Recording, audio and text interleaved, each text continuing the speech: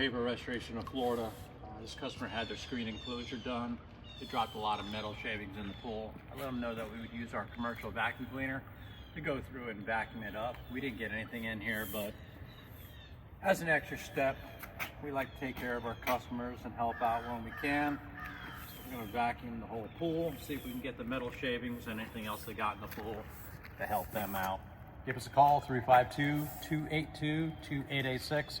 Find us on the web at paverrestorationfl.com.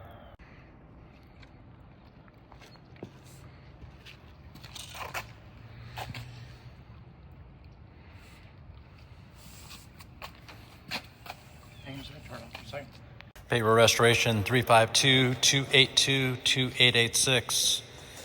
This gentleman had his pool deck installed, new screens installed, and they dropped lots of metal shavings in the pool, so I let them know that we would use our system to vacuum it, help them out. It's one of the things that we do over here at Paver Restoration of Florida. We're able to clean your pool after we strip,